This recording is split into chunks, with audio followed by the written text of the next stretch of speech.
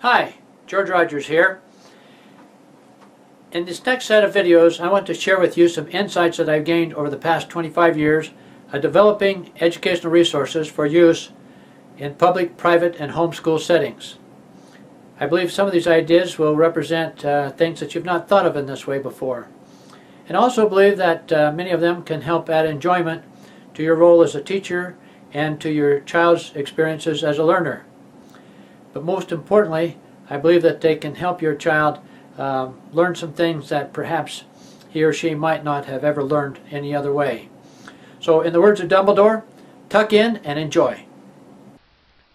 We are now on video 14, and our insight question number 4 is, what is a common failure in many curriculum products? In my experience, most curriculum is unidimensional. That is to say, a math lesson is simply that. It's an exercise in solving problems associated with numbers or learning math operations. Similarly, science lessons deal only with the science concept at hand. History lessons typically only deal with events under discussion. A language arts lesson is only a language arts lesson, and character education lessons, if taught at all, only deal with character development principles. For example, a typical arithmetic lesson on integers and whole numbers will only deal with helping students understand how numbers work. In this teaching model, whatever students learn about the concept of integrity and the extent to which their thinking skills may be developed all happen by chance, if at all.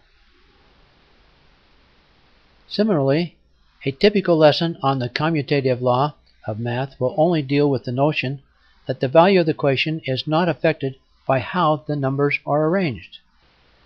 Yet generally ignored is the more important fact that the commutative law establishes the principles of equality and integrity, without which math would be useless.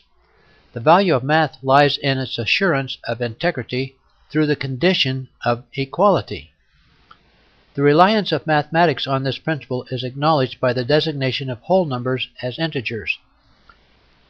Without integrity in numbers, mathematics is at best worthless and at worst injurious.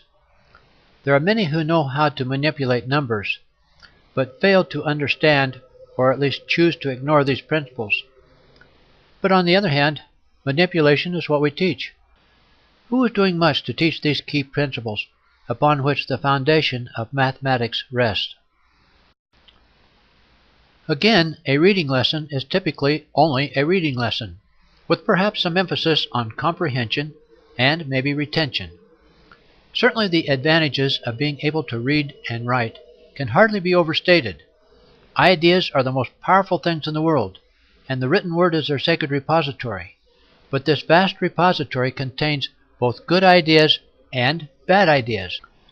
And the most empowering thing in the world is to be able to distinguish good ideas from bad ideas.